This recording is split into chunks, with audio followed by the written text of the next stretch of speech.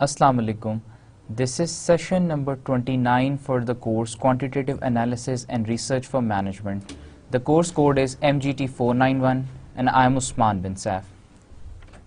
Summary of the last session. जैसा कि हम हर एक सेशन स्टार्ट करने से पहले लास्ट सेशन के बारे में थोड़ी सी बात करते हैं कि हमने लास्ट सेशन में क्या पढ़ा था, क्या इम्पॉर्टेंट चीज़ें थी। तो क्विकली अगर हम देखें, लास्ट सेशन में हमने SPSS को लर्न किया था। SPSS क्या है? It is a statistical package for business studies या सोशल स्टडीज़ के लिए, डेटा एनालिसिस के लिए एक प्रोग्राम यूज़ होता है जो कि IBM कंपनी ने डेवलप किया हुआ है और इसे हम SPSS कहते हैं। SPSS में हमने डिस्कस किया था कि हम तमाम पैरामीट्रिक और नॉन पैरामीट्रिक, हम वो नॉन पैरामीट्रिक टेस्ट मेजर्स जो कि माइक्रोसॉफ्ट एक्सेल में नहीं कर सकते वो भी हम SPSS में सारी सॉल्व कर सकते हैं, उनके रिजल्ट्स हम ऑब्टेन कर सकते हैं। फिर हमने SPSS को जब देखा था तो हमने ये बात की थी कि हमने अपने देखे थे कि 4 विंडोज़ हैं SPSS की, मेन 4 विंडोज़ हैं। सबसे important is data editor. Data editor वो विंडो है जिसके अंदर हम डाटा एंट्री करते हैं। उसके बाद वेरिएबल व्यू में जाके हम वेरिएबल्स की रेंज, उसकी विड्थ, उसके डेसिमल वैल्यू, ये सारी चीज़ें एडजस्ट करते हैं, फिक्स करते हैं। फिर हमने देखा था आउटपुट व्यूअर कि जब हम एक डाटा एनालिसिस रन करते हैं SPSS पे तो हमें उसका रिज़ल्ट कहाँ मिलता है। रिज़ल्ट के लिए एक नई विंडो खुलती है, उसमें रिज़ल्ट आता है जिसे आउटपुट व्यूअर कहते हैं। फिर हमने देखा था सिंटैक्स एडिटर।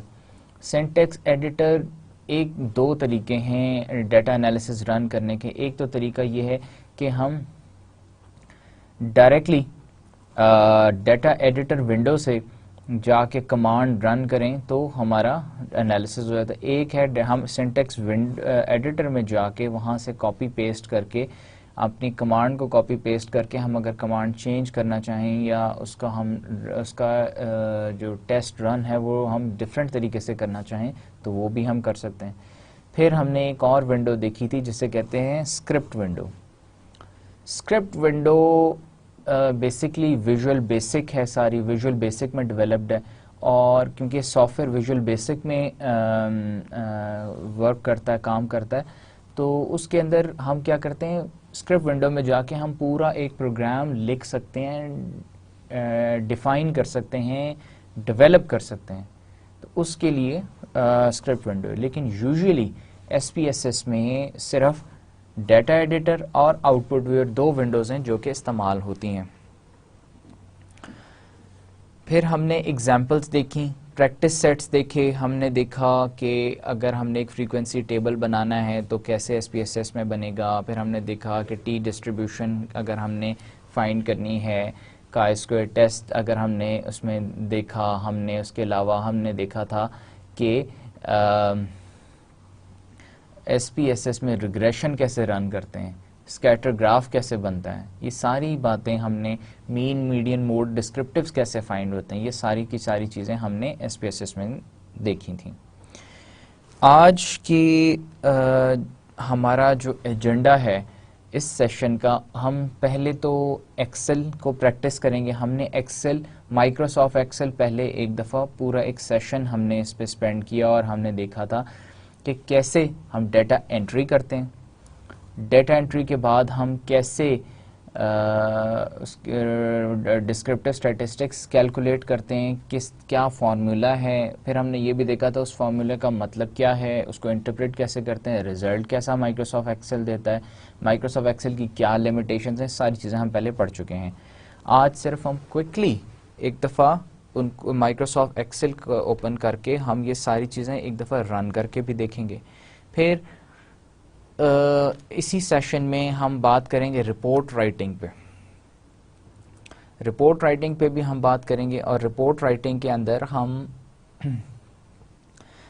देखेंगे कि प्रिंसिपल्स क्या हैं रिपोर्ट राइटिंग के। अगर एक अच्छी रिपोर्ट लिखनी हो तो किन बातों का ख्याल रखना चाहिए, क्लासिफिकेशंस क्या हैं रिपोर्ट्स की। फिर देखेंगे कि फॉर्मेट क्या होता है। अगर हमने डिसर्टेशन एक थीसिस लिखना है तो उसका क्या फॉर्मेट होगा, और अगर एक फॉर्मल रिपोर्ट हमने ऑपरेशनल रिसर्च के लिए लिखनी है तो उसका क्या फॉर्मेट होगा, कौन कौन सी हेडिंग्स होगी, कौन सी सब हेडिंग्स होगी, किन किन चीज़ों का ख्याल रखना ज़रूरी है, APA स्टाइल ऑफ फॉर्मेटिंग क्या होता है, ये सारी चीज़ें हम देखेंगे। और अभी हम स्टार्ट करते हैं एक्सेल से, और एक्सेल की हम वही एग्जांपल्स जो कि हमने लास्ट पिछले सेशन के अंदर डिस्कस की थी उन्हीं को एक दफ़ा हम दोबारा देखेंगे। ये ग्रुप ए ग्रुप बी की हमने एक एग्जांपल दी थी, इनकी हमने average, median, mode, maximum, minimum, variance, standard deviation, ये सारी चीज़ें कैलकुलेट की थी। अब अगर हम इसे एक्चुअली करना चाहें इसमें एक्सेल में तो वो कैसे होंगी, उसका तरीका ये है कि हम कहाँ से स्टार्ट मेन्यू पे जाएंगे, ऑल प्रोग्राम्स में आपके पास माइक्रोसॉफ्ट आ जाएगा, माइक्रोसॉफ्ट ऑफिस है, माइक्रोसॉफ्ट ऑफिस के अंदर सारे उसके पैकेजेस आ जाएंगे, उसके अंदर आपने चूज़ कर लेना माइक्रोसॉफ्ट एक्सेल। ये माइक्रोसॉफ्ट एक्सेल की ब्लैंक एक डाटा शीट या स्प्रेड शीट आपके सामने खुल गई है। मैंने एक्सप्लेन किया था कि ऊपर पहले भी आपको बताया था कि ये ऊपर सारी टूल बार्स हैं, home, insert, page layout, formulas, data review, ये एडेंस हैं, टीम है, फिर इसके अंदर ये सारी ऑप्शंस आपके पास आ जाती हैं। ये जो है ऊपर आपके कॉलम्स की हेडिंग्स हैं, ये आपकी रोज़ के नंबर्स हैं, और ये आपके डाटा शीट के लेबल्स हैं। अगर हमने ये सेल्स हैं, अब इस सेल को अगर आइडेंटिफाई करना है तो A2 ए कॉलम है, 2 रो है, A1, A2, B1, B5, B4। अब अगर हम एक डाटा सेट कंसिडर करते हैं, पहले तो हम उस डाटा सेट का नाम लिख लेते हैं। डाटा एंट्री कैसे करते हैं, हम नाम लिख लेते हैं, 2 ग्रुप्स बना लेते हैं, एक ग्रुप A बना लेते हैं, एक हमारा ग्रुप B हो जाएगा, ग्रुप B। अब इसकी हम वैल्यूज़ नीचे डिफ़ाइन कर देते हैं। वैल्यूज़ कैसे डिफ़ाइन करते हैं, कोई भी हम वैल्यू दे देते हैं, जैसे हम दे देते हैं पहला सीक्वेंस जो है उसको 10 दे देते हैं, फिर उसके बाद 20, 23, 24, 36, 67, 98, 99, 201, 209। ये हमारा 10 वैल्यूज़ का एक ग्रुप बन गया। अब हम अगर ग्रुप B एक डिफ़ाइन करें, 67, 89, कोई भी हम रैंडमली फिगर नंबर्स ले रहे हैं, इसके अंदर कोई भी हम नंबर ले सकते हैं, 45, 46, 37, 28, 99, 97, 39 एंड 198। हमारे 2 ग्रुप्स बन गए। अब अगर हमने इसका मीन कैलकुलेट करना, सबसे पहले मीन कैलकुलेट करने के लिए हमने मीन का क्या फॉर्मूला देखा था। मीन कैलकुलेट करने के लिए हमने देखा था कि मीन को हम क्या कहते हैं, एक्सेल की लैंग्वेज में मीन को हम एवरेज कहते हैं। अब अगर हमने ग्रुप ए का एवरेज निकालना है तो उसके लिए फॉर्मूला था इज इक्वल टू, अब हम लिखेंगे AVERAGE एवरेज, उसके बाद ब्रैकेट, ब्रैकेट के बाद हम लिखेंगे, हम अपना सेल देंगे, हमारा हमने एवरेज किसका निकालना चाहते हैं, A2 to A11, ratio A11, bracket close, हमारा एवरेज क्या आ गया 78.7 हमारा एवरेज आ गया। इसी अगर फॉर्मूले को हम यहाँ कॉपी करें तो दूसरे के अंदर हमारा 74.5 आ गया। फॉर्मूला कॉपी करने का सबसे आसान तरीका ये है कि आपका ये फॉर्मूला है, इसको ड्रैग करके आप साथ वाले सेल में खींचेंगे तो वो ऑटोमेटिकली फॉर्मूला कॉपी हो जाएगा। अब उसने ग्रुप बी का भी हमें मीन कैलकुलेट करके दे दिया। अब मीन के बाद अगर हम मोड कैलकुलेट मीडियन कैलकुलेट करना चाहें,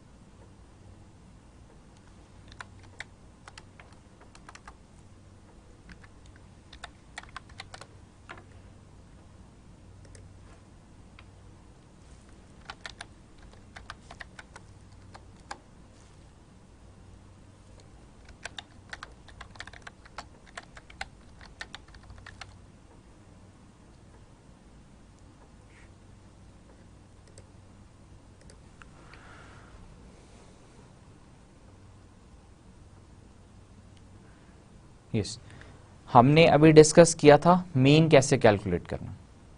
मीन कैलकुलेट करने के लिए हमने क्या किया था, मीन कैलकुलेट करने के लिए हमने मीन का फॉर्मूला लगाया जो कि ये average A2 ratio A11, A2 हमारा ये सेल है, A11 ये सेल है।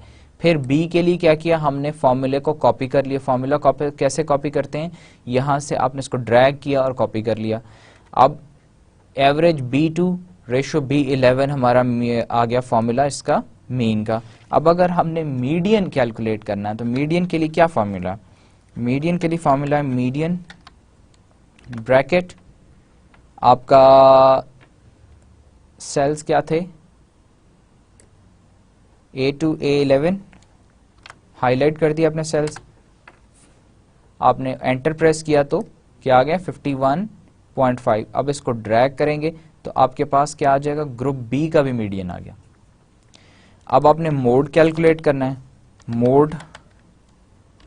मोड का फॉर्मूला क्या है, अब आपने हाईलाइट करना है, इस पर इसको क्लिक करके हाईलाइट करेंगे, हाईलाइट करके आपके पास सेल्स आ गए, ब्रैकेट क्लोज, मोड। NA क्या होता है, हमने लास्ट जब माइक्रोसॉफ्ट एक्सेल हमने पढ़ा था उस सेशन में भी डिस्कस किया था कि मोड का NA कब होता है, जब मोड हमारा इनवैलिड हो। इस डाटा सेट के लिए मोड इनवैलिड है, इस वजह से NA आ गया, NA हमारा रिजल्ट NA आ गया। अब हमने निकालनी है रेंज। रेंज के लिए हमारे पास क्या फॉर्मूला है, मैक्सिमम माइनस मिनिमम।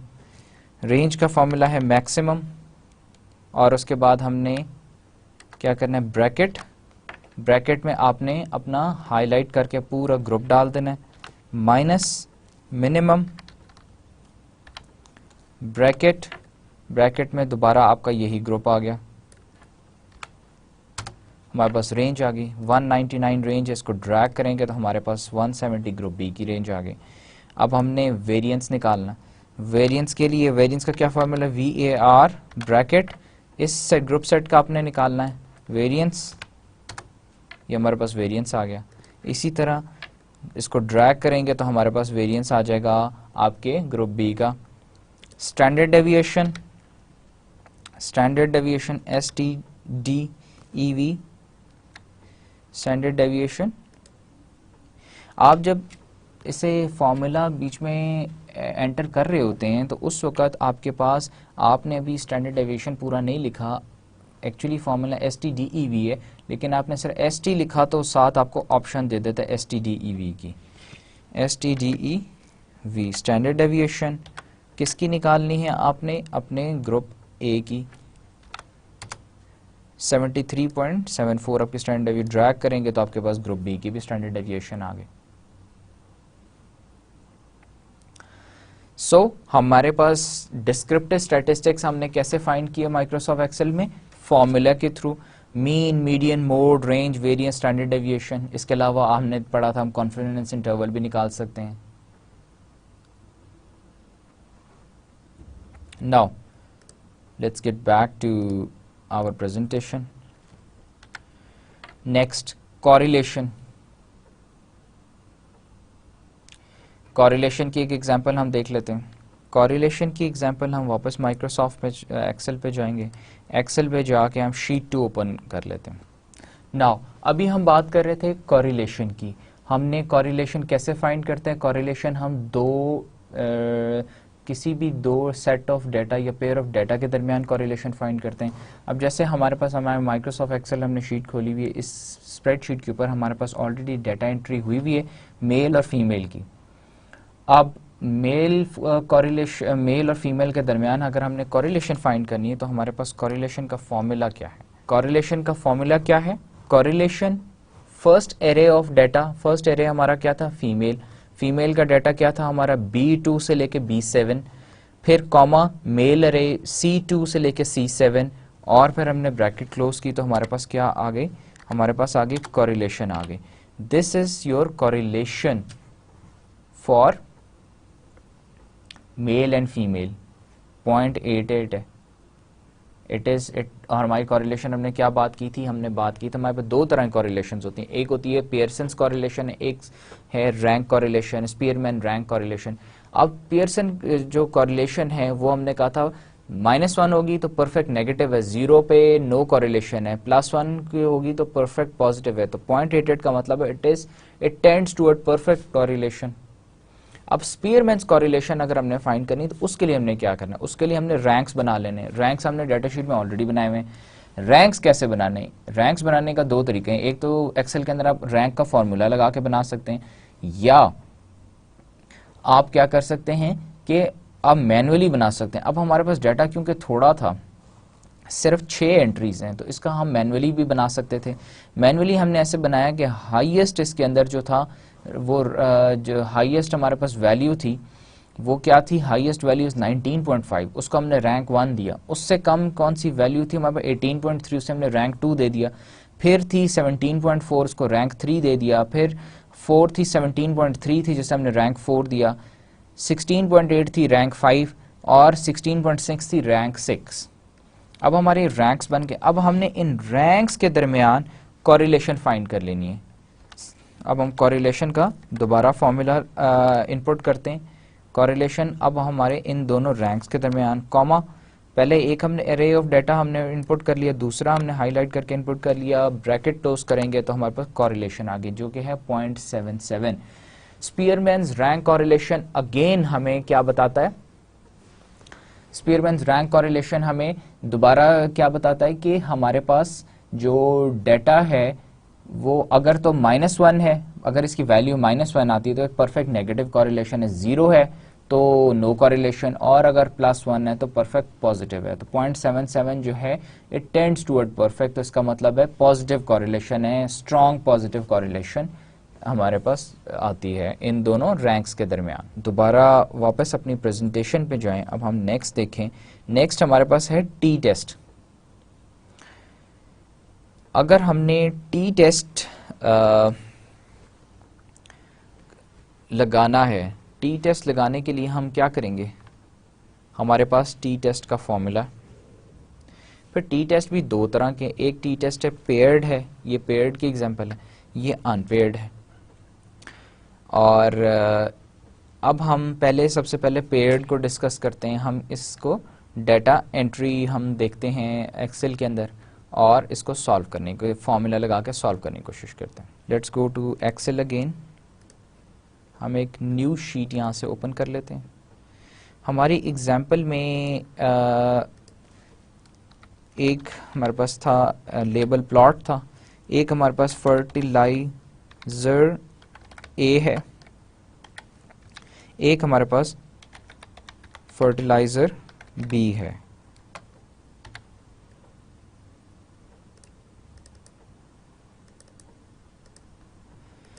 अब हमारे पास कितने प्लॉट्स थे, 10 प्लॉट्स थे।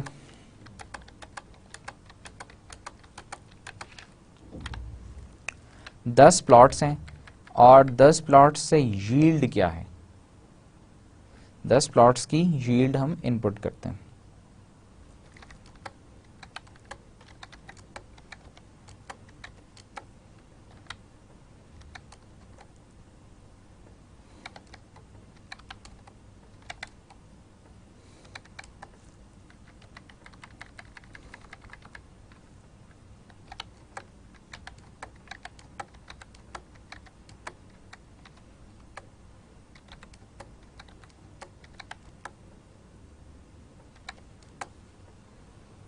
Yes.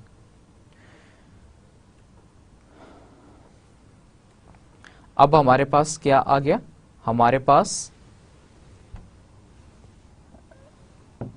हमारे पास डाटा एंट्री है।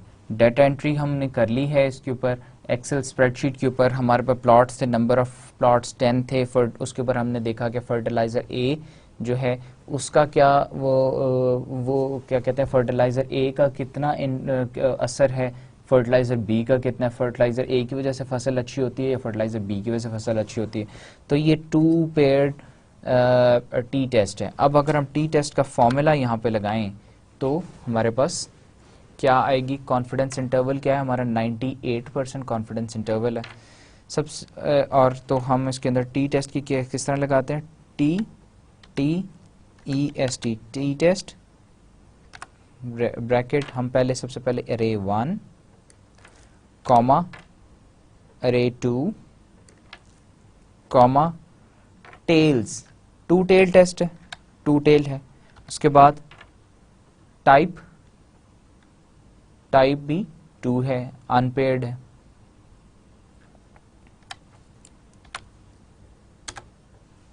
हमारे पास टी टेस्ट की वैल्यू क्या आई 0.0051 विच इज लेस देन 0.005। तो इसका क्या मतलब है, हमारा हाइपोथेसिस क्या था कि जो हमारा फर्टिलाइजर बी है वो इट परफॉर्म्स बेटर, तो हमारा हाइपोथेसिस प्रूव हो जाता है ट्रू, नल हाइपोथेसिस हमारा एक्सेप्ट हो जाता है।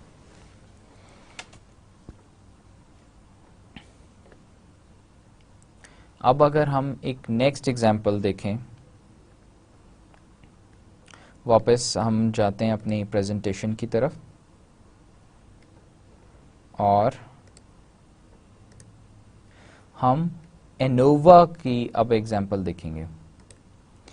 ये एनोवा की एग्जांपल थी जो कि हमने डिस्कस की थी।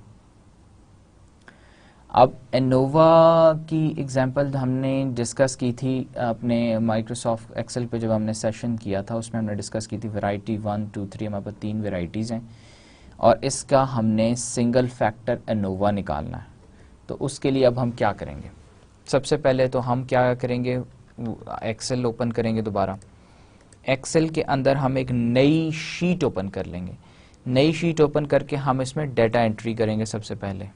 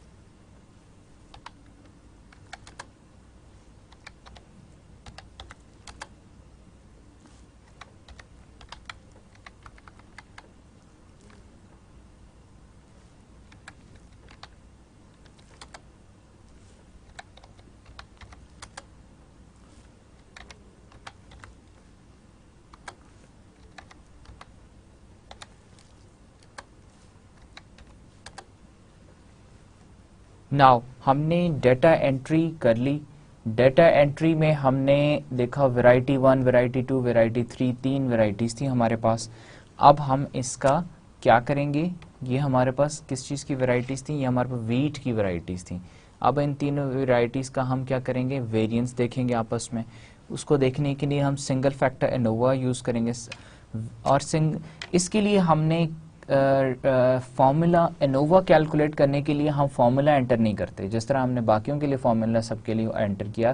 इसके लिए हम डाटा एनालिसिस टूल रन करेंगे। उसके लिए हम क्या करते हैं, हम डाटा एनालिसिस में जाते हैं। हमने डाटा का टैब ओपन किया, सबसे ऊपर जो हमारी टूल बार है उसमें डाटा का टैब ओपन किया, इस पर राइट कॉर्नर पे डाटा एनालिसिस है। डाटा एनालिसिस पे क्लिक किया, इस हमारे पास एक डायलॉग बॉक्स ओपन हो गया जिसमें हमारे पास सारे डाटा एनालिसिस की ऑप्शंस अवेलेबल हैं। इसमें हमने एनोवा सिंगल फैक्टर पे क्लिक किया और ओके कर दिया, हाईलाइट करके ओके कर दिया। अब हमारे पास आ गया एक और डायलॉग बॉक्स ओपन हो गया, उसमें वो हमसे पूछता है कि इनपुट रेंज क्या। इनपुट रेंज हमने यहाँ से इनपुट रेंज को कैसे हम करते हैं, कैसे हम उसको पंच इन करेंगे, डाटा एंट्री इनपुट रेंज कैसे हम उसको बताएंगे। उसके लिए ये जो एरो है, रेड एरो वाला आइकन है, इस पर क्लिक करेंगे और हमारा जो डाटा है उस सारे डाटे को हम हाईलाइट कर लेंगे। हाईलाइट करके वापस इसको क्लिक करेंगे। लेबल्स, क्योंकि हमारे फर्स्ट रो में लेबल्स हैं, हम इसको लेबल्स पे क्लिक कर लेंगे। अल्फ़ा हमारा जो है वो 0.05% है, 95% कॉन्फिडेंस इंटरवल है। अगर हम इसको चेंज करना चाहें हम यहाँ चेंज भी कर सकते हैं। आउटपुट रेंज, अब हमने से अपनी आउटपुट रेंज भी बतानी है कि हम आउटपुट कहाँ पे चाहते हैं। आउटपुट के लिए हम इसको क्लिक करेंगे और यहाँ पे उसको एक रेंज दे देंगे, आउटपुट रेंज आ गई, एक ब्लैंक रेंज दे देंगे जहाँ पे वो अपनी आउटपुट बना के देगा हमें, और ओके कर देंगे। ओके करेंगे तो हमारे पास ये रिजल्ट आ जाएगा। ANOVA single factor, variety, counts आ गया, सम आ गया, एवरेज आ गया, वेरिएंस आ गया। फिर इसने हमें दे दिया सोर्स ऑफ वेरिएशन दे दिया, between the groups, with in the groups, standard deviation आती है। उसके बाद हमारे पास आ गया डिग्री ऑफ फ्रीडम आ गया। फिर हमारा एफ की वैल्यू, पी की वैल्यू आ गई। एफ की वैल्यू 11.8 है, पी की वैल्यू 0.0014। This is how we calculate ANOVA analysis of variance in Excel. हम एक दफ़ा दोबारा देख लेते हैं। हमने सबसे पहले माइक्रोसॉफ्ट एक्सेल में और बहुत सारे फार्मूलाज हमने पढ़े थे, लेकिन मेन हमने प्रैक्टिस के लिए फार्मूलाज देखे। सिर्फ आपको ये बताना इस सारी एक्सरसाइज का मकसद ये था कि आपको थोड़ी सी ये नो हाउ हो जाए कि आपने एक्सेल के अंदर ऑपरेट कैसे करना है, एक्सेल में डाटा एंट्री कैसे करनी है। आपने सिंपली टाइप करना है, आपकी डाटा एंट्री हो जाएगी। कॉलम्स में आपने रोज़ के हिसाब से आपने टाइप करना है। उसके बाद आपने मीन कैसे कैलकुलेट करना है, मीन के लिए फार्मूला हमने एंटर किया, मीन आ गया, मीडियन आ गया, मोड, ये सारी हमने कैलकुलेट करके देख ली कि ये डिस्क्रिप्टिव स्टैटिस्टिक्स के लिए आपने फार्मूला एंटर करना है और आपका रिजल्ट निकल आएगा। फिर हमने एक और चीज़ यहाँ पे देखी थी, अगर आपने एक कैलकुलेट कर लिया, उसी के साथ वाला अगर कॉलम है जिसमें हमने दूसरी वैल्यू कैलकुलेट करनी है, सेम फार्मूला से कैलकुलेट करनी है, तो सिर्फ अगर आपने फार्मूला कॉपी करना है तो या तो हम ऐसे कर सकते हैं, इसको हम कॉपी, राइट क्लिक करके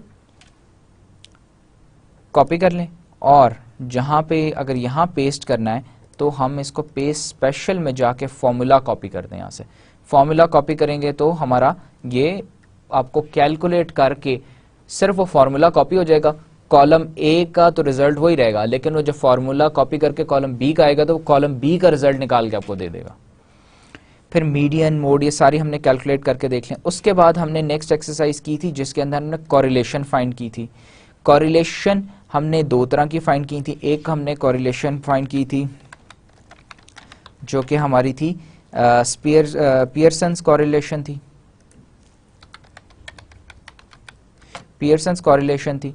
और दूसरी हमने कोरिलेशन कौन सी फाइंड की थी, वो थी स्पीयरमैन्स rank correlation, rank order correlation.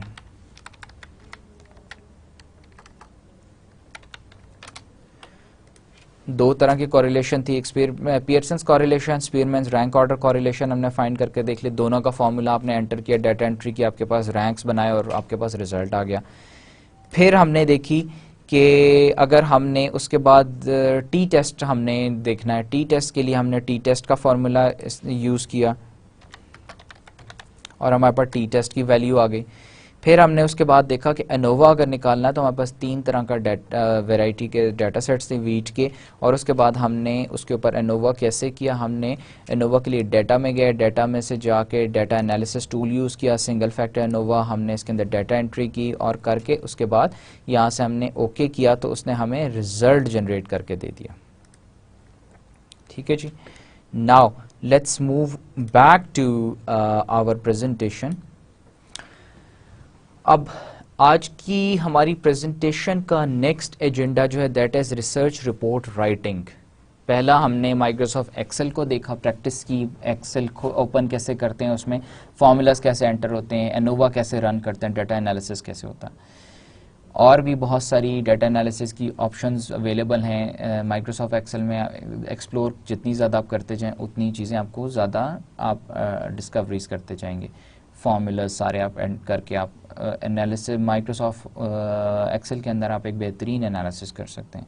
लेकिन अगर आपका डाटा बहुत वास्ट है तो फिर आपको SPSS या कोई और स्टैटिस्टिकल पैकेज यूज़ करना पड़ता है।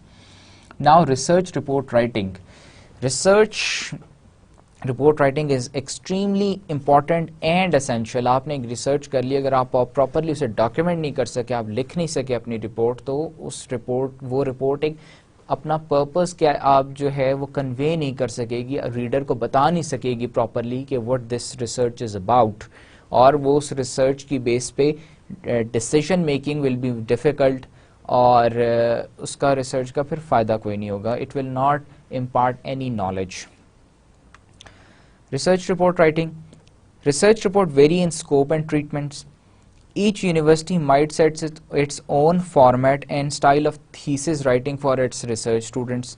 The funding organizations supporting research may demand a certain way of reporting. Editorial board of each research journal may lay down guidelines for research papers published by them. हर किसी की requirements different हो सकती हैं.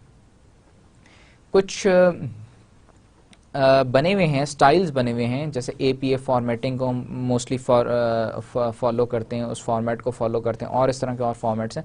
लेकिन generally हर researcher या हर organisation का अपना एक स्टाइल होता है of presenting our research report. While there may be minor changes in these, the main intention is to enable the researcher to communicate his ideas and results efficiently to the readers. In order to achieve efficient communication, there are certain conventions followed in form and style. Classification of research reports, the broad classifications क्या क्या हैं? सबसे पहले thesis जिसे कहते हैं, dissertations हैं, research report to the sponsor, research journal की पब्लिकेशंस हैं, कॉन्ट्रैक्ट रिसर्च रिपोर्ट्स, इन सब के फॉर्मेट्स डिफरेंट होते हैं, टेलर्ड होते हैं according to the needs of the readers, to the needs of the sponsors. Basic issue of reporting क्या है? The purpose of the report, it is the basic issue. The purpose of the report, what is being communicated must be well understood. जो आपने बताना है वो आपको खुद अच्छी तरह पता होगा तो आप बताएंगे, नहीं तो आप अच्छी तरह उसे कन्वे नहीं कर सकेंगे. To whom is the report addressed, किसको रिपोर्ट एड्रेस करनी है? किसी मैनेजर को करनी है, किसी डायरेक्टर को करनी है, किसी प्रोफेसर को करनी है, या आपने ओपन पब्लिक के लिए उसे रिपोर्ट को अनाउंस करना है? The answer to this question will help understanding the background, the need, the viewpoints of the reader. The report can be fashioned suitably in a proper style with adequate elaborations, emphasizing the use which the reader will be most interested in. Time available for developing the report, another issue. Time कितना आपके पास report बनाने के लिए? अगर थोड़ा time है तो accordingly आप उसके हेडिंग्स कम कर देंगे, आप मेन बात चीज़ों के ऊपर फोकस करेंगे. अगर ज़्यादा टाइम है तो आप एडिशनल नॉलेज भी उस रिपोर्ट में ऐड करेंगे. Scope and detail will then be defined accordingly. Principles of report writing. Journal principles क्या है which govern a good report, a good research report? There are 15 principles which are helpful in developing a thesis. They relate to consistency, connectivity, indentation, highlighting, openness, clarity, ordering, self-sufficiency, synthesis and analysis. Now let's look at all of them quickly. There should be consistency in the report. In the objective of the research stated in the introduction, results obtained and conclusions drawn. In the location, typing and format of captions for the tables and figures. In the referencing format employed in the text. In the structure of each reference under books, reports and journals and bibliography. The indentation in each chapter. Everything should be consistent. ये जितनी बातें अभी हमने की इन सब में consistency होनी चाहिए. Connectivity. The text of the report should not have abrupt beginnings and endings. ऐसा नहीं होना चाहिए कि आपने एक रिपोर्ट शुरू की, रिपोर्ट में आपने एकदम आपने पहले कोई इंट्रोडक्शन नहीं दिया और आप सीधा आपने टॉपिक पे आ गए, या आपने इंट्रोडक्शन के बाद आपने फौरन ही रिपोर्ट ख़त्म कर दी. Section to section and chapter transition should be logical.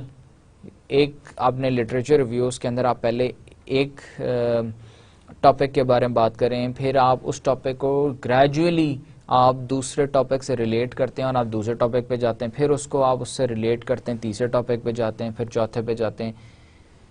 Connectivity होनी चाहिए ना आपस में. Linking sentences have to be developed. Indentation. The report should be indented or cut into meaningful chapters, sections depending upon the structure and content of the various aspects of presentation. This will help in writing the report in a modular way.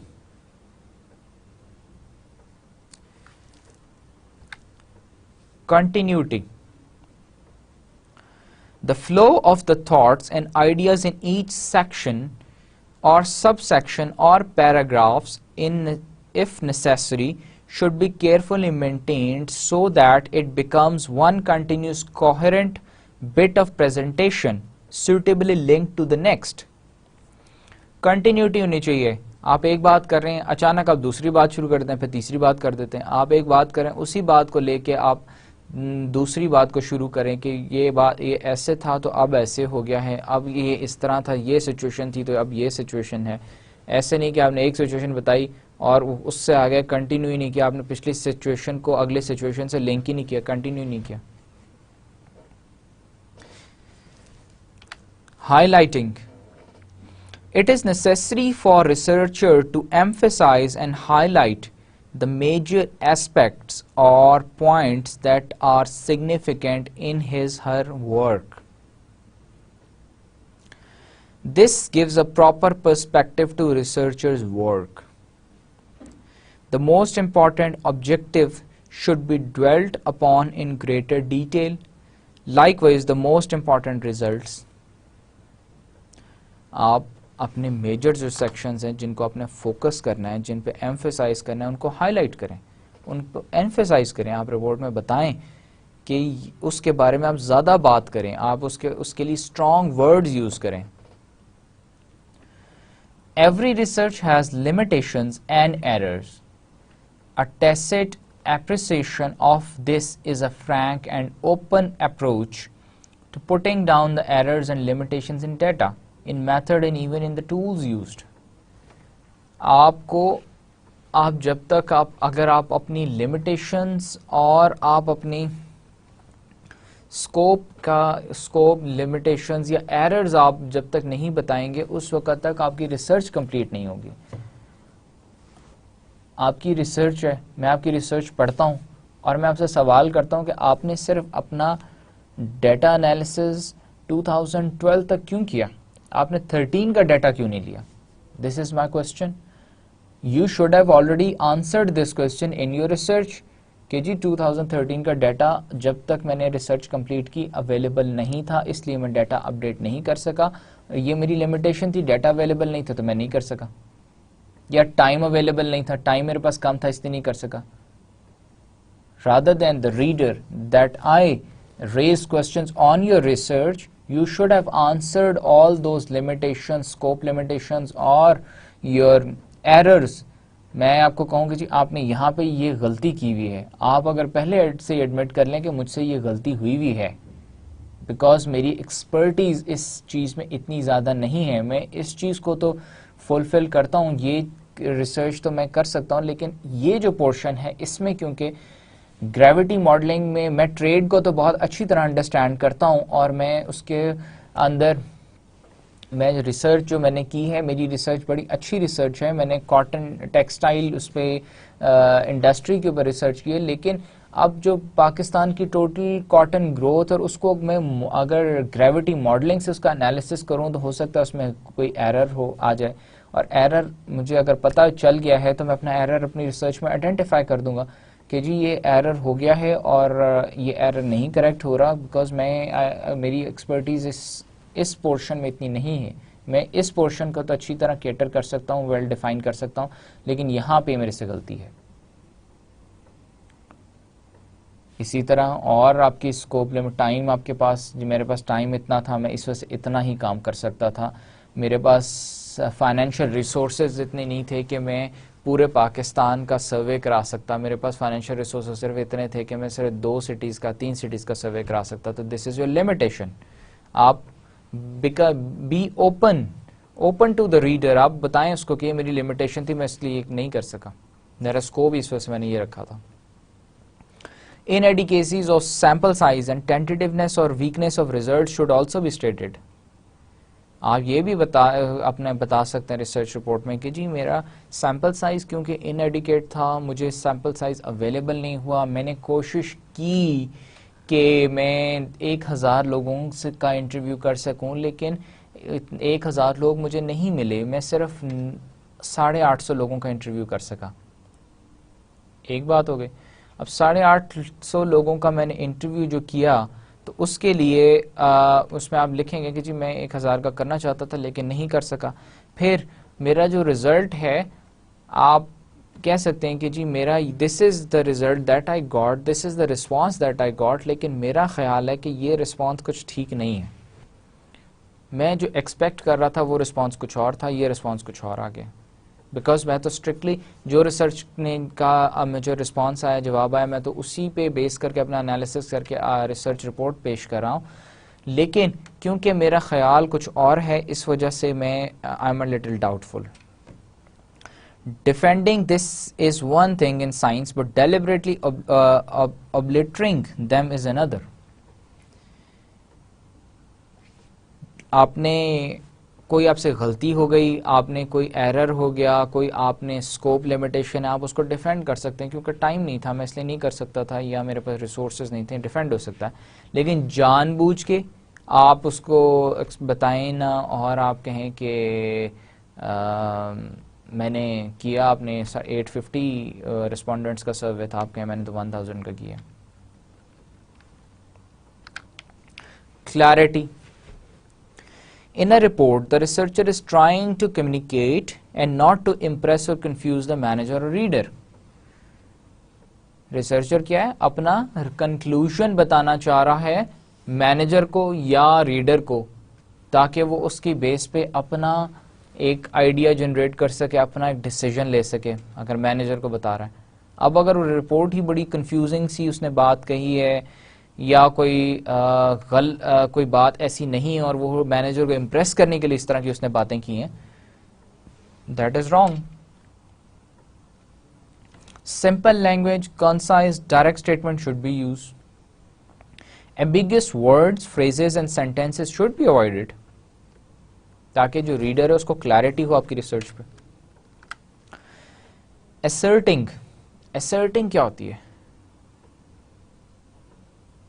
Asserting का basically by word अगर इसका meaning देखें तो assertion या asserting होती है कि आपने एक स्टेटमेंट दी, आपने एक positive statement the which is not based on facts. When assertions are made, particularly when they are strong, the researcher should enunciate the support of the earlier research for such assertion or the fact obtained and of the analysis made in the research work.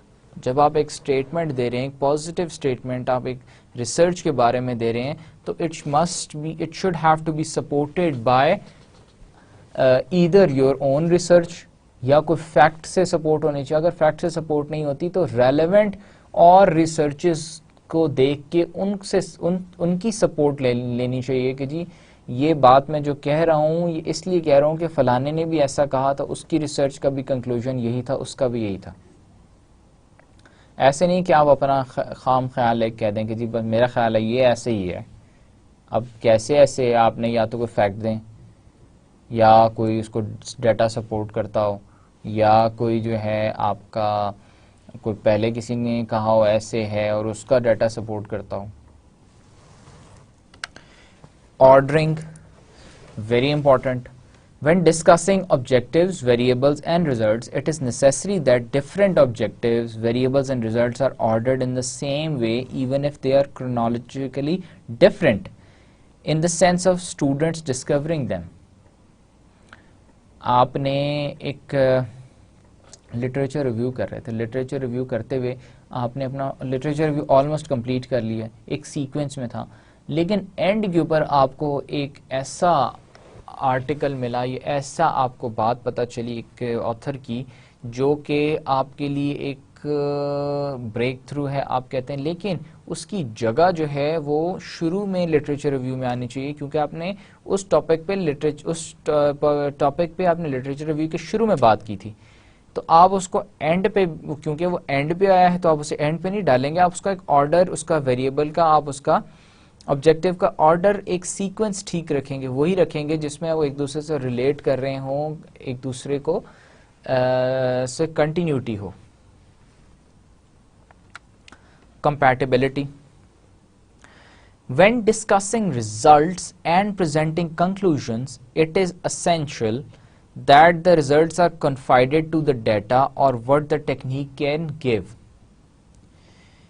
In other words, conclusions and inferences must be compatible with the data and technique of analysis and must not transgress them.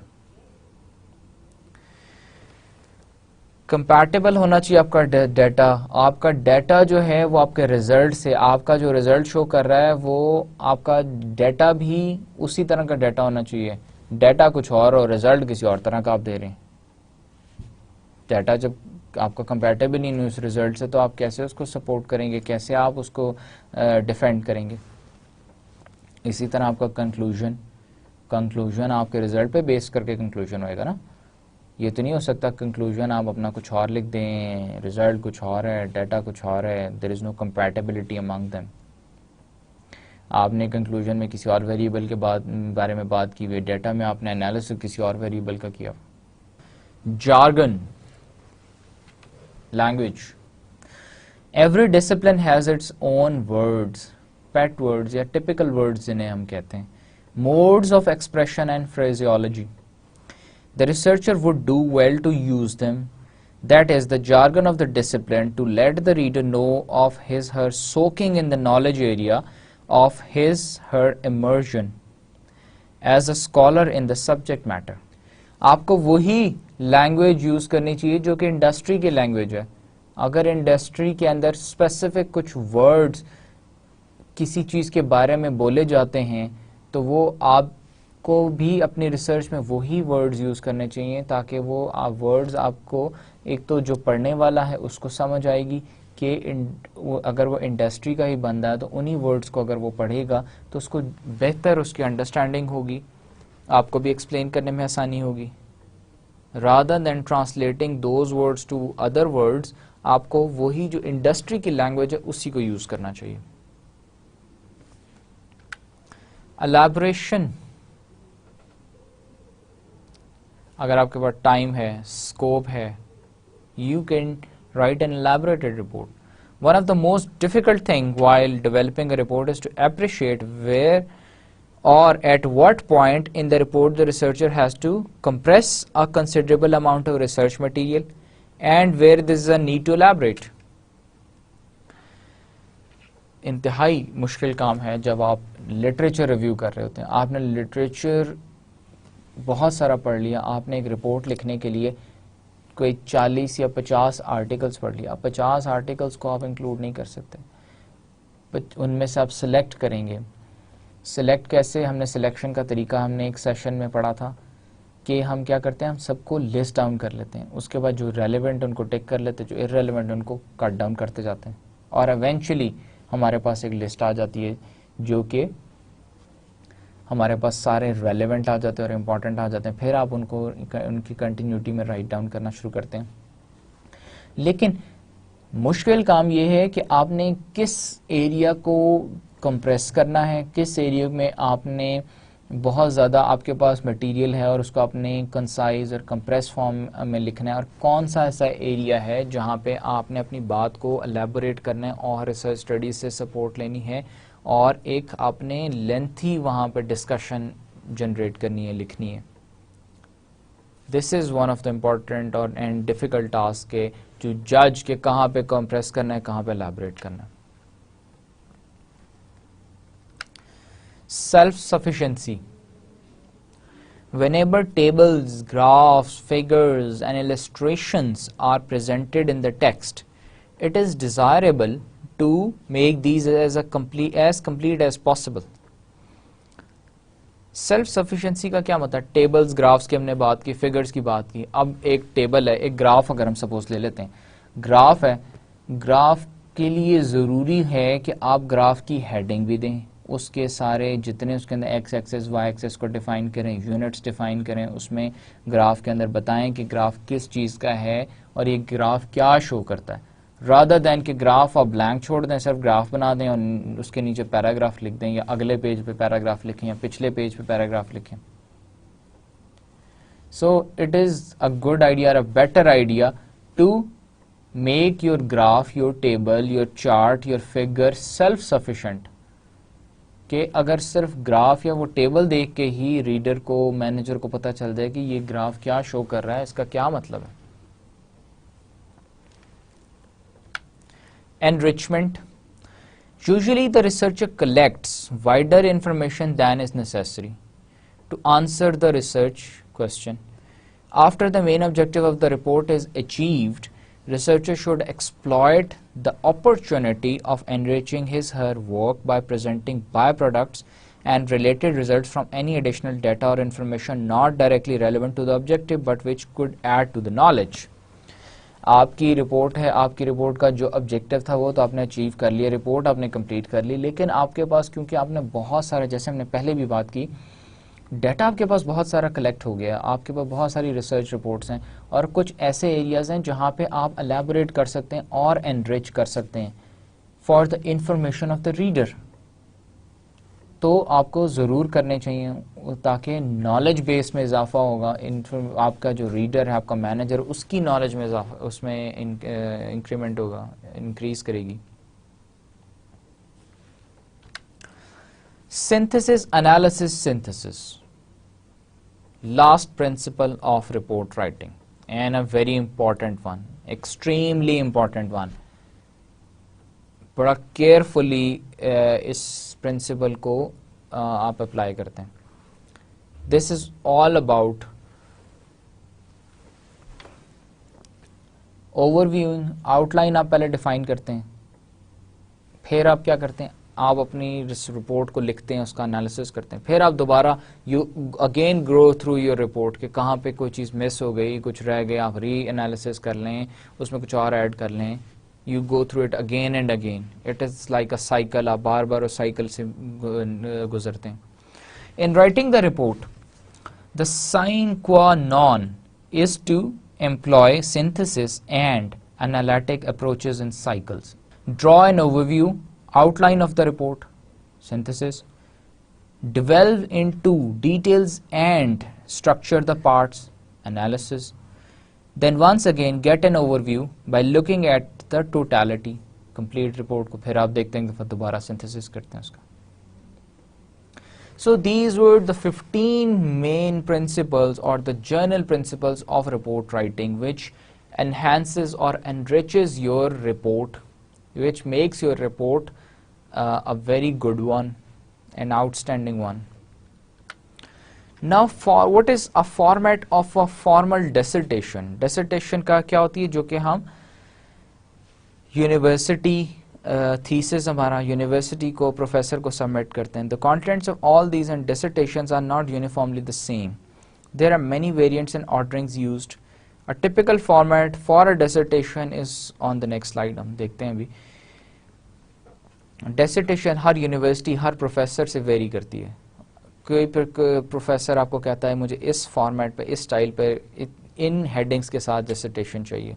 कोई कहता है ये headings essential हैं. तो it depends. This is a typical format. सबसे पहले preliminary है, उसमें हम देख टाइटल आता है, एक्नॉलेजमेंट आता है, abstract, synopsis, table of contents, list of tables, figures. ये आपका फर्स्ट मेन हेडिंग थी प्रिलिमिनरी की. फिर second main body of the report, इसमें introduction, background, statement of the problem, brief outline of the chapter. फिर third आपका main heading है literature review, आप लिटरेचर रिव्यू करते हैं. फोर्थ है research design method, the theoretical framework, variables, hypothesis, model, instrument for data collection, reliability and validity of the instrument, data collection. पांचवा आपका main heading topic है result chapter जो है, pilot study, descriptive analysis, hypothesis testing, model testing, data analysis techniques, tables and figures. Sixth chapter is your concluding remarks, summary, support for hypothesis, use of models, contributions, shortcomings, directions for further research. Seventh is your bibliography, जिसमें आपके उसके and पे आप एक तो bibliography references देते हैं, फिर आप अपेंडिक्स करते हैं उसे. बिब्लियोग्राफी के अंदर आप और कोई टेबल्स, फिगर्स या एडिशनल इंफॉर्मेशन, डाटा जो आप शेयर करते हैं. Now format of a research report. ये तो बात की हमने यूनिवर्सिटी की। यूनिवर्सिटी का फॉर्मेट कुछ इस तरह से होता है, ये जर्नल फॉर्मेट है। इसके अंदर हो सकता है कोई प्रोफेसर कुछ हेडिंग्स प्रेफर करे, कोई कुछ करे, कुछ यूनिवर्सिटी का स्टाइल कुछ हो, कोई कुछ हो। इसमें आप ऊपर नीचे हेडिंग्स ऐड भी कर सकते हैं, डिलीट भी कर सकते हैं। अब एक फॉर्मल रिपोर्ट लिखनी है। In case of reporting research either sponsored in house or contract, the format is shown. एक फॉर्मल रिपोर्ट है जो कि कोई ऑर्गेनाइजेशन स्पॉन्सर कर रही है, या अपने के लिए करा रही है, किसी के लिए करा रही है, या आप एक कंपनी हैं, आप एक अब विद इन द ऑर्गेनाइजेशन किसी आप प्रॉब्लम को, इशू को आइडेंटिफाई करके उस पर रिसर्च कंडक्ट कर रहे हैं, या आप एक कॉन्ट्रैक्टेड आउट रिसर्च है, किसी से आपने कॉन्ट्रैक्ट लिया हुआ है रिसर्च का, या आप उसके अंदर ऐसा भी कर सकते हैं कि कंसल्टेंसी है, रिसर्च कंसल्टेंसी है, कंसल्टेंसी रिपोर्ट है। तो उसका फॉर्मेट, उसका फॉर्मल एक फॉर्मेट कुछ इस तरह से होगा।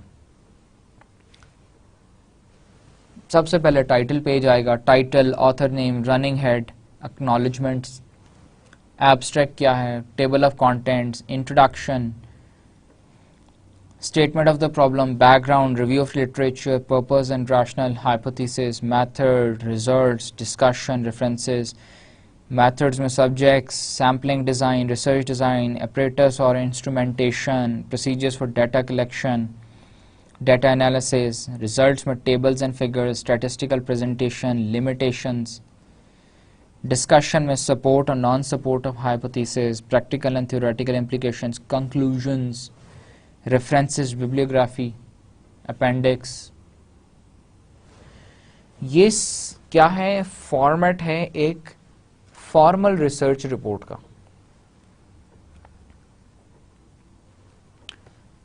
अभी मैंने जैसे पहले भी एक्सप्लेन किया कि अगर रिसर्च रिपोर्ट करनी है, कंसल्टेंसी है या इन हाउस है या कॉन्ट्रैक्ट आउट है या किसी भी ऑर्गेनाइजेशन के लिए एक रिसर्च रिपोर्ट कर रहे हैं, तो उसके लिए मेन जो पार्ट्स हैं उसके रिसर्च रिपोर्ट के वो ये होने चाहिए, ये चैप्टर्स उसमें मस्ट है, मैंडेटरी होने चाहिए। इसमें कुछ ऐड भी कर सकते हैं और इन केस आपको डिलीट भी कर सकते हैं। मेन फीचर्स यही रहेंगे। अब अगर हम एक और चीज़ देखें, क्वालिटेटिव रिसर्च रिपोर्ट है और ये है भी APA, अमेरिकन पब्लिकेशन जो सोसाइटी है, उसकी अगर हम फॉर्मेट देखें, उसका फॉर्मेट कुछ इस फॉर्मल फॉर्मेट कुछ इस तरह से। प्रिलिमिनरीज के अंदर सबसे पहले टाइटल आ जाता है, फिर एक्नॉलेजमेंट है, एब्स्ट्रैक्ट या साइनॉप्सिस है, table of contents and list of tables हैं,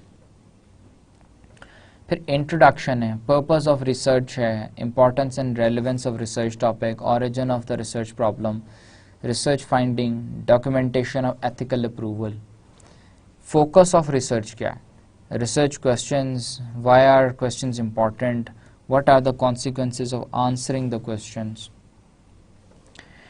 methods of research, setting, context of research, role of researcher, approach में क्या है, what are the methods employed for research, what are questions asked for data collection, how are the methods and questions appropriate for the research questions and the setting, what are the strengths and weaknesses of the method employed, sampling में फिर आप आ जाते हैं sampling, description of the sampling method, rationale of the choice of sampling method, sample size, situations, time periods and people to be sampled।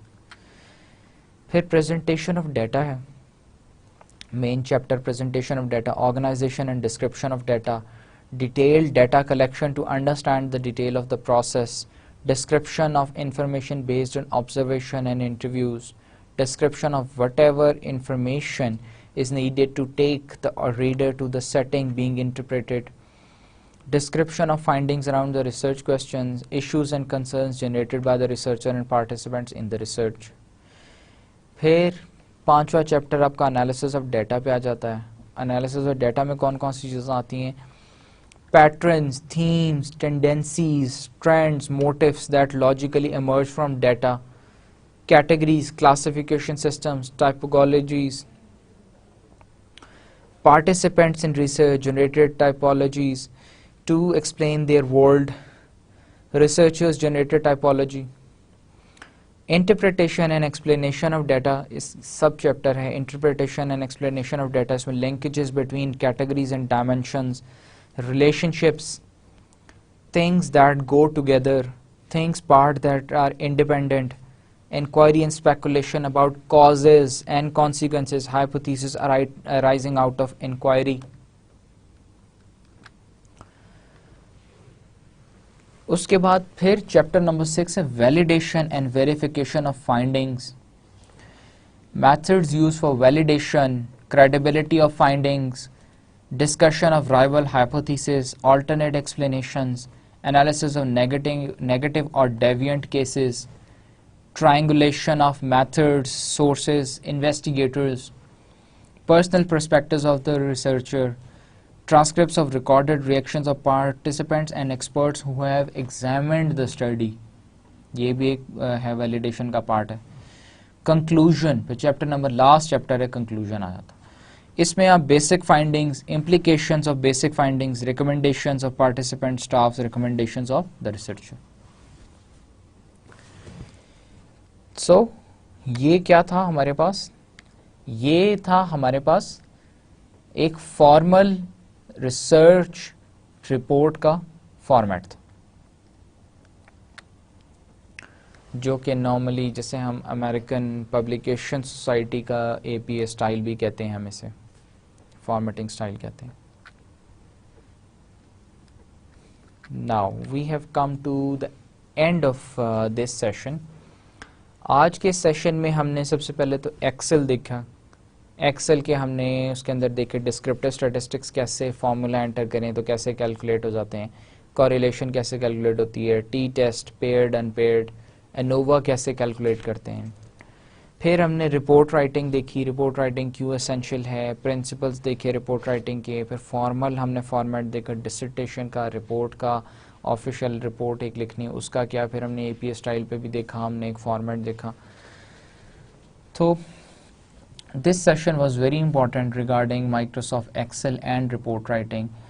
अगर हमारी report writing बहुत अच्छी style पे नहीं, बहुत अच्छी फॉर्मेटिंग नहीं हुई, बहुत हमारी रिपोर्ट की quality is not very good, then हमारी जो रिसर्च है उसका सारा मकसद ही ख़त्म हो जाता है. मकसद रिसर्च तो रहेगी, लेकिन अगर रिसर्च बहुत अच्छी क्वालिटी की नहीं है तो हमारी रिसर्च भी फिर कहीं पब्लिश नहीं हो सकेगी, किसी काम की नहीं रहेगी. इसलिए ये ज़रूरी है, आप जब भी एक रिसर्च रिपोर्ट करते हैं तो यूजुअली यूनिवर्सिटीज़ में एक फॉर्मेट फॉलो किया जाता है कि एक रिसर्च रिपोर्ट है, उसकी अगर 100 मार्क्स की रिसर्च रिपोर्ट है तो 30 marks are granted only, 30 marks are reserved only for formatting and styling of the report. बाकी 70 मार्क्स जो हैं आपकी रिसर्च और कंटेंट्स के होते हैं. तो 30 मार्क्स के लिए आपको प्रॉपरली बाय आपको चैप्टर्स एंड सब चैप्टर्स, हेडिंग, सब हेडिंग्स के हिसाब से आपने एक प्रॉपर आपकी रिपोर्ट, एक फॉर्मेटिंग ठीक होनी चाहिए उस रिपोर्ट की. So this is very essential. That was all for this session. Thank you very much.